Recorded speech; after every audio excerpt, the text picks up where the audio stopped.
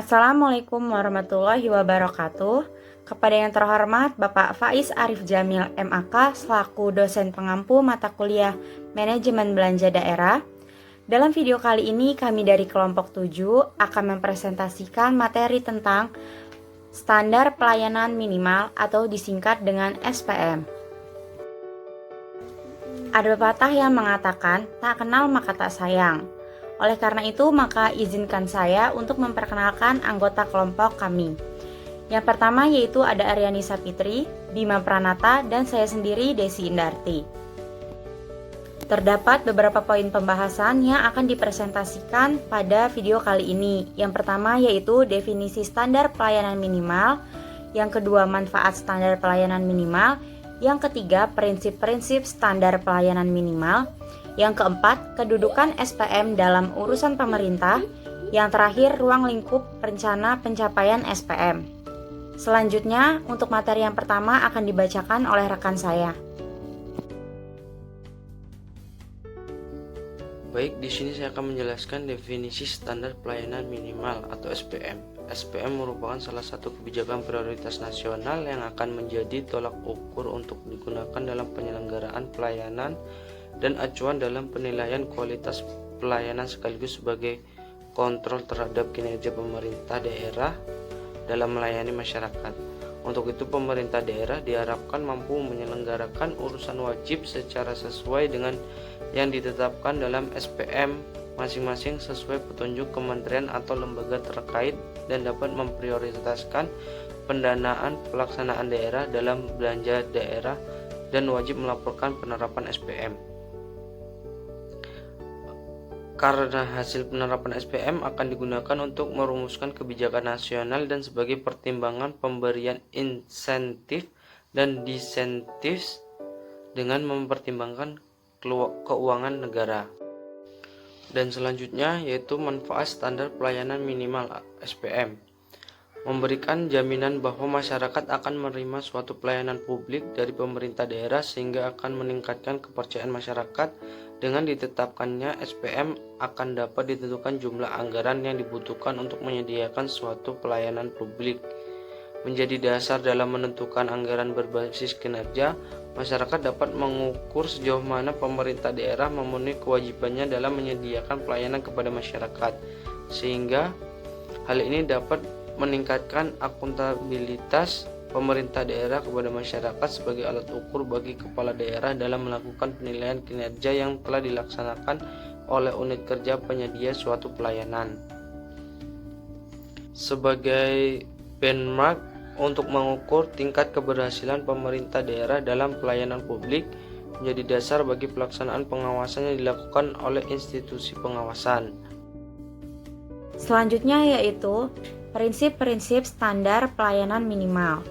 Yang pertama yaitu SPM disusun sebagai alat pemerintah pusat dan pemerintah daerah untuk menjamin akses dan mutu pelayanan dasar kepada masyarakat secara merata dalam rangka penyelenggaraan urusan wajib.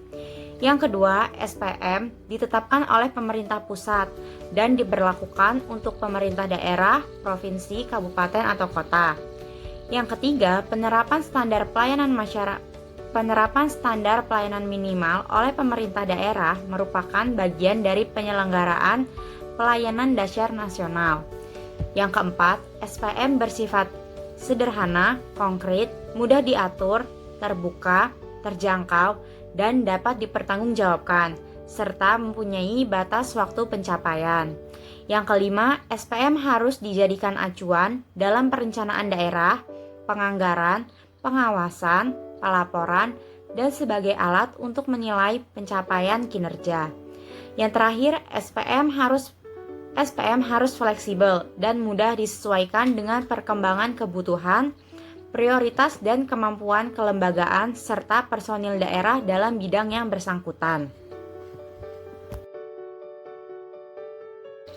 Beragamnya kondisi daerah, baik kondisi ekonomi, sosial, budaya, maupun kondisi geografis akan berdampak pada kemampuan daerah dalam memberikan pelayanan kepada masyarakat.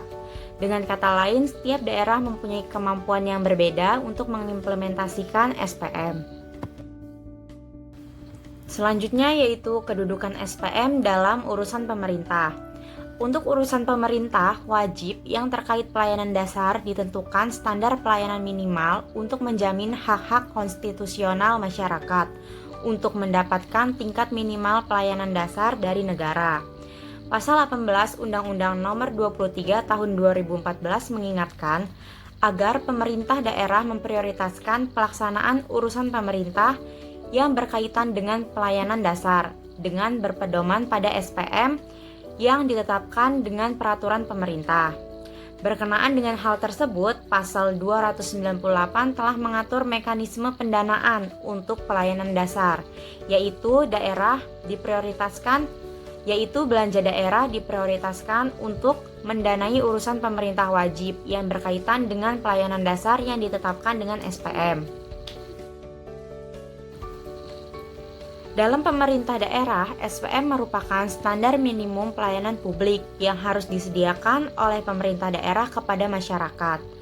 Dengan adanya SPM, maka akan terjamin kualitas minimum dari suatu pelayanan publik yang dapat dinikmati oleh masyarakat, dan sekaligus akan terjadi pemerataan pelayanan publik dan menghindari kesenjangan pelayanan antar daerah.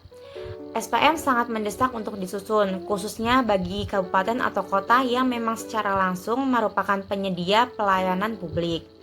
Sedangkan posisi provinsi yang dalam pelaksanaan kewenangan daerah lebih banyak bertindak sebagai pendukung fasilitator ataupun koordinator bagi pelaksana kewenangan lintas kabupaten atau kota.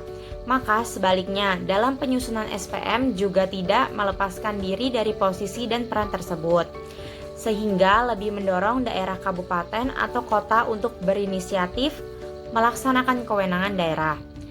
Kemampuan seorang pemimpin daerah dalam mendelegasikan wewenang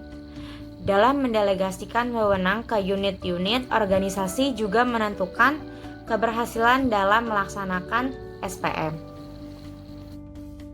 Ruang lingkup rencana pencapaian standar pelayanan minimal. Berkenaan dengan penyelenggaraan SPM sebagai turunan dari Peraturan Pemerintah Nomor 65 Tahun 2005, maka diterbitkan Permendagri Nomor 6 Tahun 2007 tentang petunjuk teknis penyusunan dan penetapan standar pelayanan minimal, di mana ruang lingkup dari Permendagri tersebut meliputi 1. Penentuan jenis pelayanan dasar yang berpedoman pada SPM mengacu pada kriteria A. Merupakan bagian dari pelaksanaan urusan wajib. B. Merupakan pelayanan yang sangat mendasar yang berhak diperoleh oleh setiap warga sehingga dijamin ketersediaannya oleh konstitusi tanpa memandang latar belakang pendapatan, sosial, ekonomi, dan politik warga. C. Didukung dengan data dan informasi terbaru yang lengkap secara nasional serta latar belakang, dan D. Terutama yang tidak menghasilkan keuntungan materi. Ruang lingkup rencana pencapaian SPM yang kedua yaitu penentuan indikator standar pelayanan minimal menggambarkan hal-hal sebagai berikut.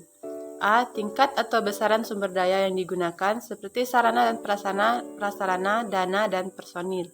B. Tahapan yang digunakan termasuk dalam upaya pengukurannya seperti program atau kegiatan yang dilakukan, mencakup waktu, lokasi, pembiayaan, penerapan, pengelolaan, dan keluaran hasil dan dampak.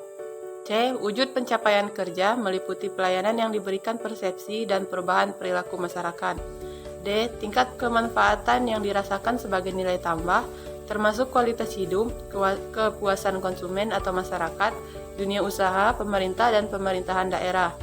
Dan E. Keterkaitannya dengan keberadaan sistem informasi, pelaporan, dan evaluasi penyelenggaraan pemerintahan daerah yang menjamin pencapaian SPM dapat dipantau dan dievaluasi oleh pemerintah secara berkelanjutan.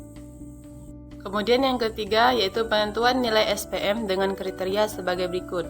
A. Kualitas berdasarkan standar teknis dari jenis pelayanan dasar yang berpedoman pada SPM dengan mempertimbangkan standar pelayanan tertinggi yang telah dicapai dalam bidang pelayanan dasar yang bersangkutan di daerah. B. Cakupan jenis pelayanan dasar yang berpedoman pada standar pelayanan minimal secara nasional dengan mempertimbangkan kemampuan kelembagaan dan personil daerah dalam bidang pelayanan dasar yang bersangkutan, variasi kondisi daerah termasuk kondisi geografisnya. Yang keempat yaitu batas waktu pencapaian SPM. Dalam menentukan batas waktu pencapaian SPM harus mempertimbangkan yaitu sebagai berikut. A. Status jenis pelayanan dasar yang bersangkutan pada saat ditetapkan. B. Sasaran dan tingkat pelayanan dasar yang hendak dicapai. C. Variasi faktor komunikasi, demografi, dan geografi daerah.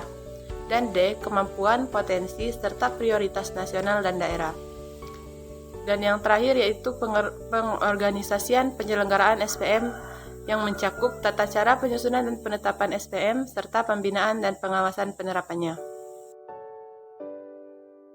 Demikianlah presentasi dari kelompok 7. Dari presentasi tersebut dapat kami simpulkan bahwa SPM merupakan salah satu kebijakan prioritas nasional yang akan menjadi tolak ukur untuk digunakan dalam penyelenggaraan pelayanan dan acuan dalam penilaian kualitas pelayanan sekaligus sebagai kontrol terhadap kinerja pemerintah daerah dalam melayani masyarakat.